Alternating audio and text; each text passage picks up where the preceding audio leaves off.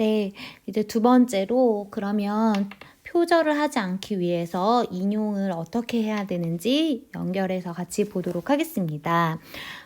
인용은 지금 이 부분을 같이 보도록 할까요? 올바른 인용이 되기 위해서 다음과 같은 몇 가지 원칙을 지켜야 된다라고 이야기를 하고 있습니다. 마찬가지로 효과적인 표현 전략 중에 하나, 표지를 사용해서 설명을 하고 있네요. 먼저 자신의 저작물에서 자신의 것과 타인의 것이 명확하게 구별될 수 있도록 신의성실의 원칙에 따라서 인용을 해야 됩니다. 이거는 이제 마음가짐에 대해서 이야기를 했네요. 실제로 이제 방법론적인 부분은 이 다음으로 나오는데요. 이 부분부터가 여러분들이 꼭 기억하셔야 됩니다. 수행평가에서 도움이 될 수 있는 부분이니까 집중해서 따라오도록 하세요. 먼저 타인의 저작물의 일정 부분을 그대로 가져다 활용하는 직접 인용을 하는 방법이 나오고 있습니다. 앞에서 첫 번째 동영상에서 제가 수행평가 채점 요소를 얘기를 했는데 그 중에 보면 직접 인용과 간접 인용 모두 하라고 했어요. 그래서 직접 인용은 일정 부분을 그대로 갖고 오는 인용을 여러분들이 하셔야 되는데 직접 인용을 할 때는 첫 번째로 세 줄 이내로 짧게 인용하는 경우와 세 줄 이상 길게 인용하는 경우로 나눕니다.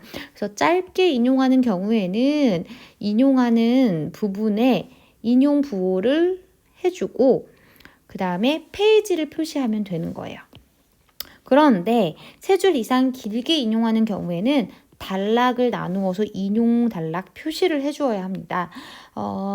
또 이제 이 단락 표시하는 방법은 요 가로에 있는 것처럼 글자체나 글자 크기를 다르게 하거나 좌우 여백을 들여쓰게 하는 방법이 있는데요. 이 부분에 대해서 해당 사례를 제가 나중에 학습지를 통해서 설명을 할 테니까 우선 이렇게 직접 인용하는 두 가지 방법이 있구나 이렇게 좀 숙지하시기 바랍니다. 세 번째로 이제 직접 인용이 나왔다면 간접 인용의 방법을 이제 얘기해주고 있는데요.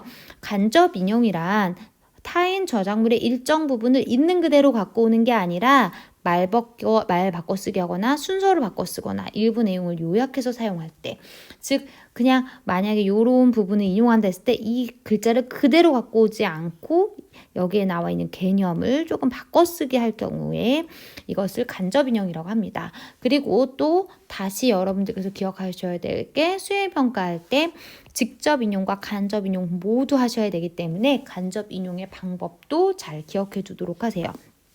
간접 인용은 원 저작자의 말이나 글을 자신만의 표현으로 바꿔서 쓰는 게 원칙인데요. 그럼에도 불구하고 간접 인용을 할 때에도 여러분들께서 이런 자신의 글 속에 인용 범위가 명확하게 드러나도록 해주어야 해요. 예를 들면 누구의 주장에 의하면 이렇게 시작을 해서 문장이 끝나는 곳에 출처를 표시해야 하는 것이죠. 그래서 얘도 이제 나중에 따로 사례를 보여줄 텐데 여러분들께서 나는 직접 인용도 하나 하고 간접 인용도 하나 사용해야 하는구나 이걸 조금 기억해 두시고 방법은 잘 체크해 두도록 하세요. 여러분들께서 나중에 실제로 칼럼을 쓸 때 이런 부분을 암기해서 하는 것이 아니라 교과서에 이렇게 필기해 놓은 걸 그대로 보고 수행평가를 할 수 있거든요. 그러니까 오늘 이 수업을 할 때 직접 인용과 간접 인용은 잘 표시를 해두시기 바랍니다. 자, 또한 이렇게 출처 표시를 할 때 네 번째로 연구자 자신이 생각하지 않았던 의견, 비판점, 역사적 사실은 항상 출처를 밝혀야 된다라고 얘기를 하고 있어요.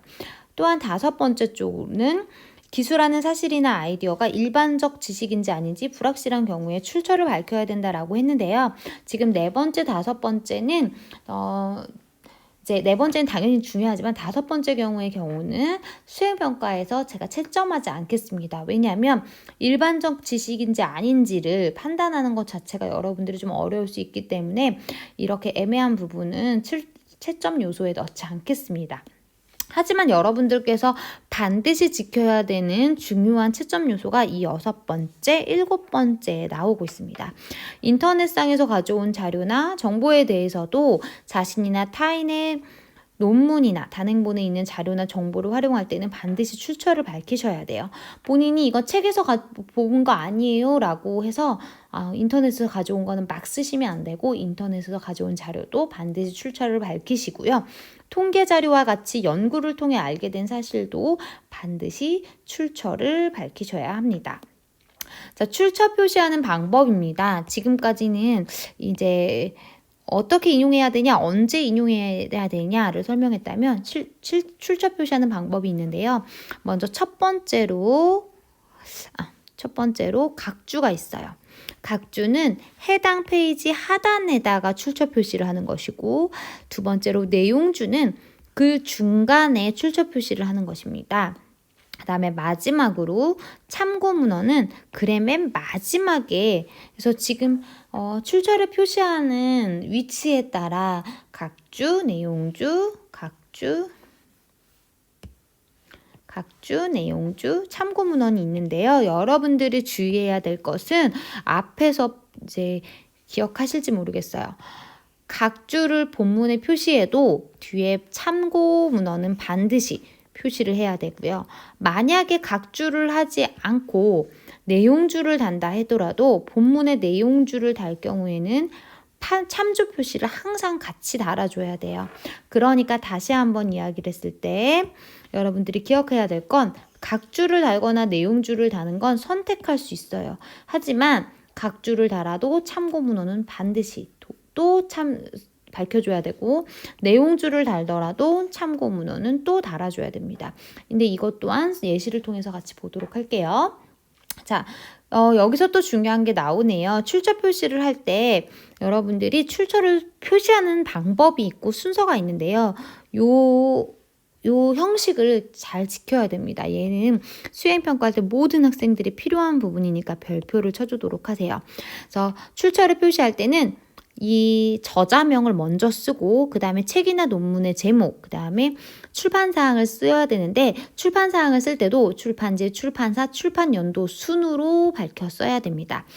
또한 여기에 한 가지 더 추가할게요. 본인이 어떤 자료를 참고했을 때 그 인용 면수도, 내가 이 책을 어느 책의 몇 쪽에서 봤어요 라고 페이지도 여러분들께서 출처 표시할 때 반드시 표기해야 합니다.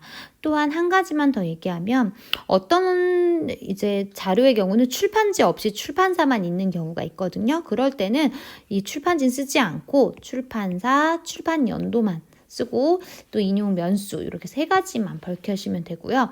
만약에 출판지도 있고 출판사도 있고 출판연도도 있고 인용 면수도 있었다 이러면 이 네 가지를 모두 다 표시하셔야 합니다.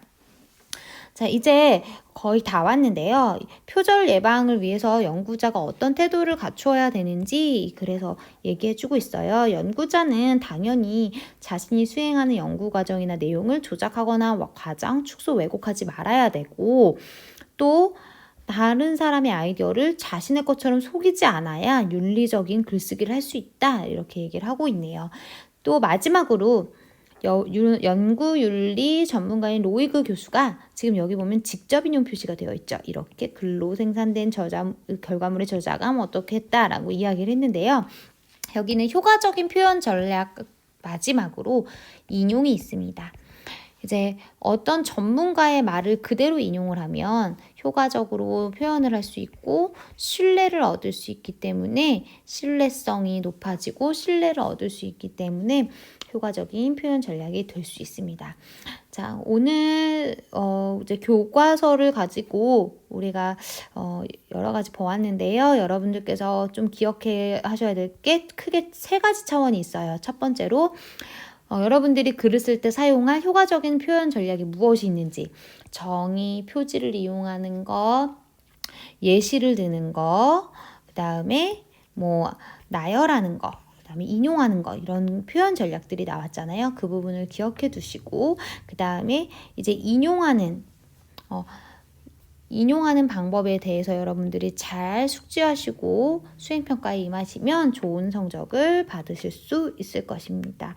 오늘 교과서로 연계한 수업은 이 정도로 마무리하고요. 다음 동영상을 통해서는 이제 실제로 학습지를 통해서 다양하게 인용 표시가 된 사례를 설명